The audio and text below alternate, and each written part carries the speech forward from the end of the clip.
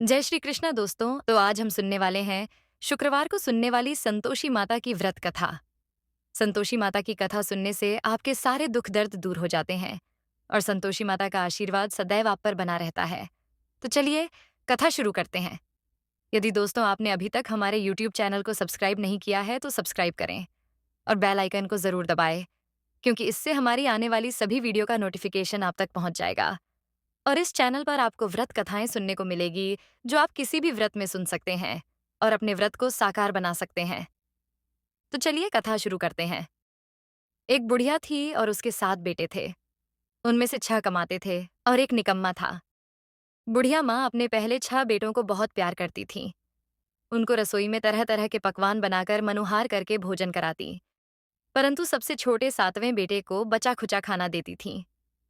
लेकिन वह बहुत भोला भाला और सीधा सरल हृदय का था, कुछ भी मन में विचार नहीं करता था। एक दिन वह अपनी पत्नी से बोला, देखो, मेरी माँ का मुझ पर कितना प्रेम है, कितने प्रकार के पकवान बनाकर मुझे पेट भर खिलाती है। पत्नी बोली, क्यों नहीं, सबका झूठा बचा हुआ तो तुमको खिलाती है। वह बोला, भला ऐसा कैसे हो सकता है? मैं जब तक अपनी आंखों से ना देख लूं तब तक नहीं मान सकता। पत्नी ने हंसकर कहा, देख लोगे तब तो मानोगे।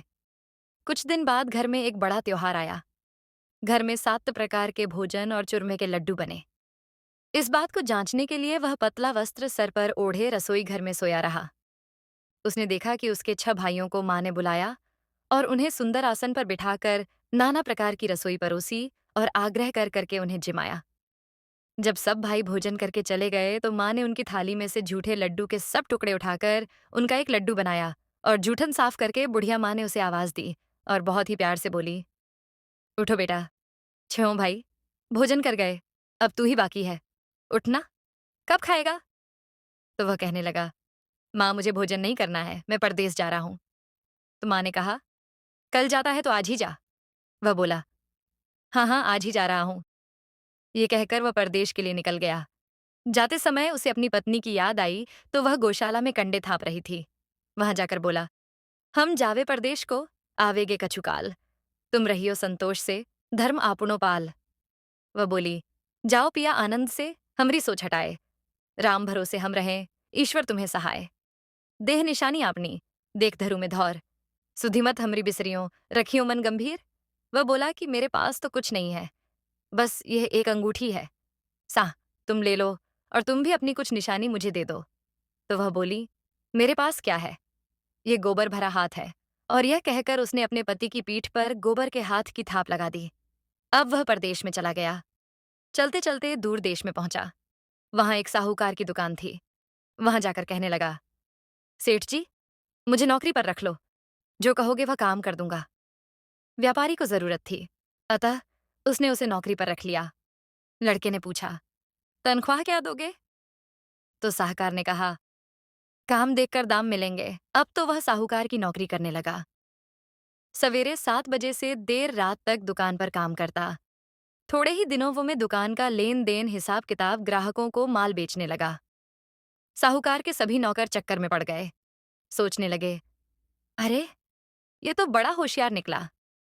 सेठ जी ने उसका काम देखकर 2-3 महीने में ही उसे आधे मुनाफे का हिस्सेदार बना दिया। 12 वर्ष में वह एक नामी सेठ बन गया।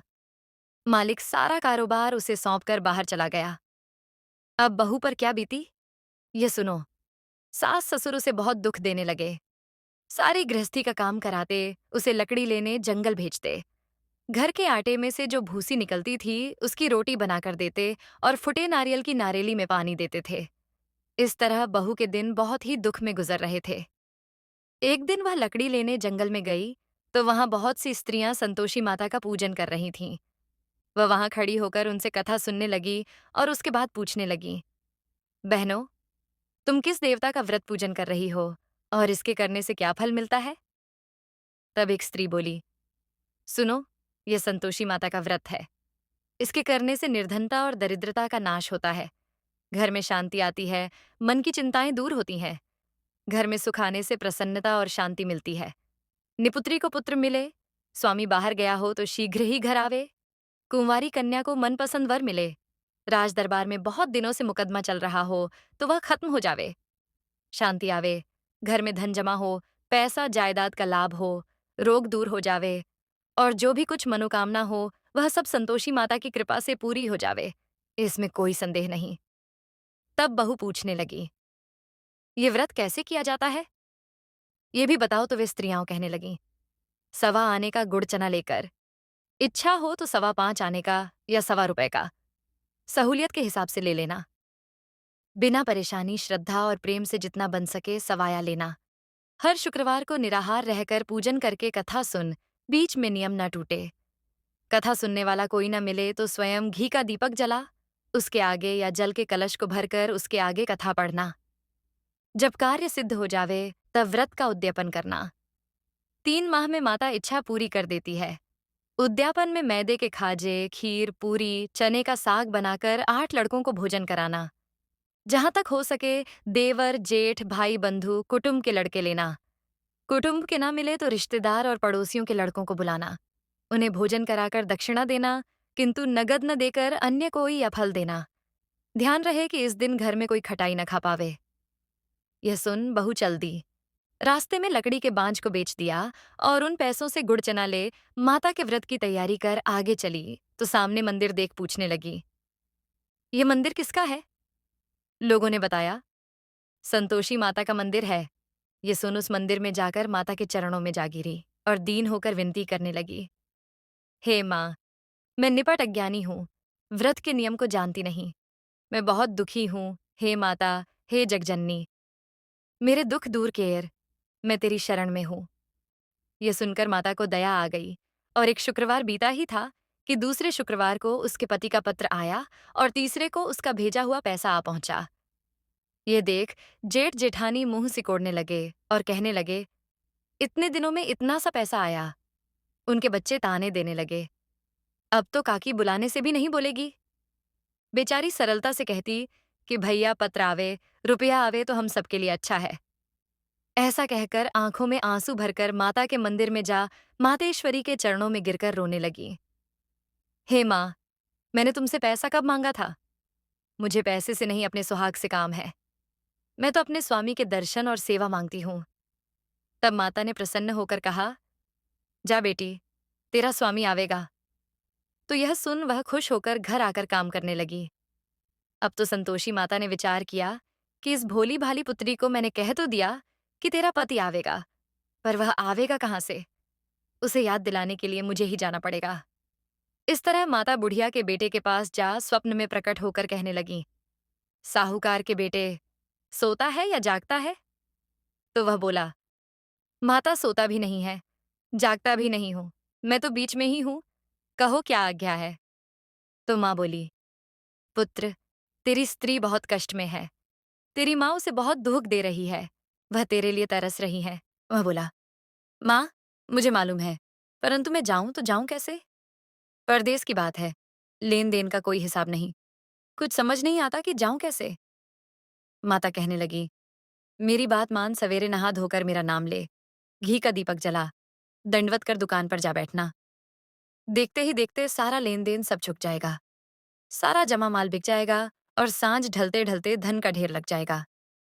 जब सवेरे जल्दी उठ उसने लोगों से सपने की बात कही तो उसकी बात अनसुनी कर खिल्ली उड़ाने लगे, कहीं सपने भी सच होते हैं? एक बूढ़ा बोला, देख भाई, मेरी बात मान, इस तरह सांझ झूठ के बदले माता ने जैसा कहा वैसा करने में तेरा क्या जाता है? तो बड़े की बात मान। नहा धोकर संतोषी आता को दंडवत कर घी का दीपक जलाकर दुकान पर जा बैठा। थोड़ी देर में वह देखता है कि देने वाले रुपया लाने लगे, लेने वाले हिसाब चुकता करने लगे। कोठे बड़े सामानों के खरीदार नकद सौदा करने लगे। शाम तक धन का ढेर लग गया। माता का चमत्कार देख प्रसन्न हो मन में माता का नाम ले घर जाने के वास्ते गहना कपड़ा खरीदने लगा। वहां के कामकाज से निपट कर तुरंत घर को रवाना हुआ। उधर बह बेचारी जंगल में लकड़ी लेने जाती तो लौटते समय मंदिर में विश्राम करती है। यह तो उसके रोज रुकने का स्थान ठहरा। दूर धूल उड़ती देख वह माता से पूछती है, हे माता, ये धूल कैसे उड़ रही है? माँ कहती है, हे पुत्री, तेरा पति आ रहा है, अब तू लकड़ी के 3 गट्ठे बना, एक नदी के किनारे, दूसरा मंदिर के पास और तीसरा अपने सिर पर रख। तेरे पति को लकड़ी का गट्ठा देख मोह पैदा होगा। वह यहाँ रुकेगा, भोजन बना खाकर माँ से मिलने जाएगा। तब तू लकड़ी का गट्ठा उठाकर जाना और बीच चौक में गट्ठा डालकर 3 आवाजें जोर से लगाना। लो सासू जी लकड़ी का गट्ठा लो, भूसे की पट्टी और नारियल की खोपड़ी में मानो दो। आज मेहमान कौन आया है? माँ की यह बात सुन वह बहुत अच्छा माता कहकर प्रसन्न हो लकड़ी के 3 गट्ठे लेकर आ गई। एक नदी किनारे, एक माता के मंदिर पर रखा। इतने में एक मुसाफिर आ पहुंचा। सूखी लकड़ी देख उसकी इच्छा हुई कि वह यहाँ रुककर विश्राम करे, भोजन बना खा पीकर गांव को जावे। ऐसा सोचकर वह भोजन बना, खा पीकर विश्राम करके घर को गया। सबसे प्रेम से मिला। उसी समय बह सिर पर लकड़ी का गट्ठा लिए आती है और आंगन में लकड़ी का गट्ठा डालकर जोर से 3 आवाज लगाती है। लो सासू जी, लकड़ी का गट्ठा लो और भस्से की रोटी और नारियल के खोपड़े में पानी दो। आज मेहमान कौन आया है? तो उसकी आवाज सुनकर उसकी सास बाहर आती है और अपने दिए हुए कष्टों को भुलाने के लिए कहती है कि बहू ऐसा क्यों कहती है? तेरा पति ही तो आया है। आ बैठ, मीठा भात खा, भोजन कर, कपड़े गहने पहन। इतने में आवाज सुनकर उसका पति बाहर आता है। अंगूठी देख व्याकुल हो जाता है और माँ से पूछता है, माँ, ये कौन है? माँ कहने लगी, बेटा ये तेरी बहू है। आज 12 वर्ष हो गए। जब से तू गया है, तब से सारे गांव में जानवर की तरह भटकती फिरती है। घर का कामकाज कुछ नहीं करती। 4 समय आकर खा जाती है और अब तुझे देखकर भूसी की रोटी और नारियल की खोपड़ी में पानी मांगती है। बेटा लज्जित होकर बोला, ठीक है माँ, मैंने इसे भी देखा है और तुम्हें भी। अब तो मुझे दूसरे घर की चाबी दो तो मैं उसमें रहूं। माँ बोली, ठीक है बेटा, जैसी तेरी इच्छा। यह कहकर चाबी का गुच्छा पटक दिया। उसने चाबी ले दूसरे मकान में अपना सारा सामान जमाया। एक ही दिन में वहां राजा के महल जैसा ठाट बाट हो गया। अब क्या था, बहू सुख भोगने लगी। इतने में अगला शुक्रवार आया। बहू ने अपने पति से कहा, मुझे संतोषी माता का उद्यापन करना है। पति बोला, बहुत अच्छा, खुशी से करो। वह तुरंत उद्यापन की तैयारी करने लगी। जेठ के लड़कों को भोजन के लिए कहने गई।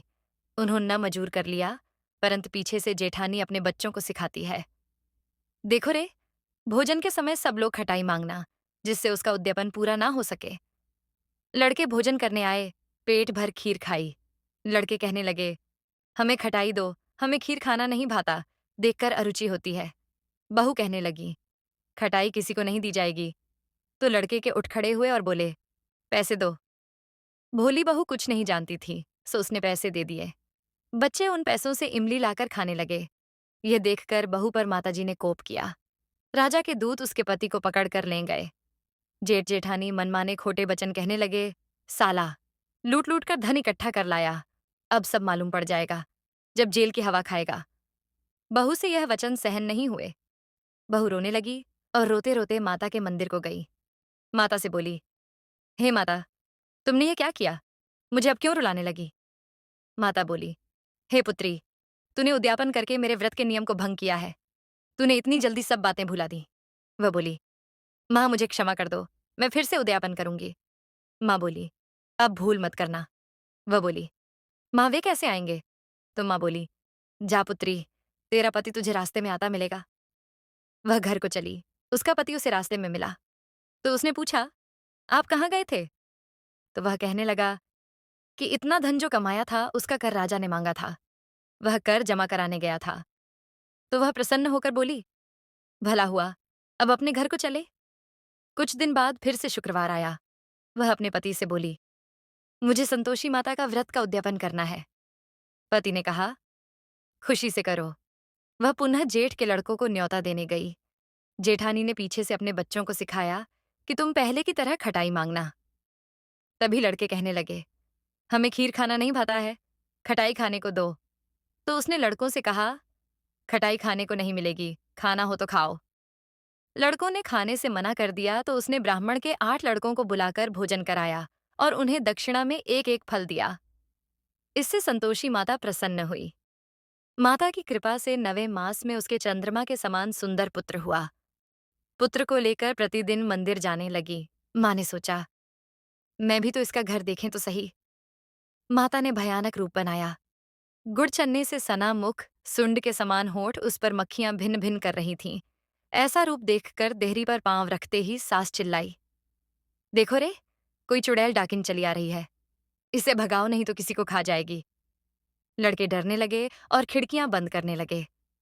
बहू दूर से ही देखकर प्रसन्नता से पगली हो चिल्लाने लगी, आज मेरी माताजी मेरे घर आई है। यह कहकर बच्चे को दूध पिलाने से हटाती है, इतने में उसकी सास का क्रोध फुट पड़ा। उसकी सास कहने लगी, देखो, इसे देखकर कैसी उतावली हुई है, जो बच्चे को भी पटक दिया। बह बोली, माँ मैं जिनका व्रत करती हूँ, ये वही संतोषी माता है। इतना कहकर बहू ने सभी दरवाजे खिड़की खोल दिए। माँ के प्रताप से जहां देखो वहां लड़के ही लड़के नजर आने लगे। सबने माता के चरण पकड़ लिए और विनती कर कहने लगे, हे माता, हम मूर्ख हैं, अज्ञानी हैं, पापी हैं, आपके व्रत को भंग कर हमने बड़ा अपराध किया है। हे माता, आप हमारा अपराध क्षमा करें। इस प्रकार सबने माता से माफी मांगी तो माता प्रसन्न हुई। माता ने बहू को जैसा फल दिया वैसा ही फल सबको देना। जो कथा पढ़े, सुने, सुनावे, उसके भी मनोरथ पूर्ण करना। तो इसी प्रकार संतोषी माता की कथा संपूर्ण हुई। यदि कथा अच्छी लगी हो तो वीडियो को लाइक करो और ऐसी ही कथा सुनने के लिए हमारे YouTube चैनल को सब्सक्राइब करें।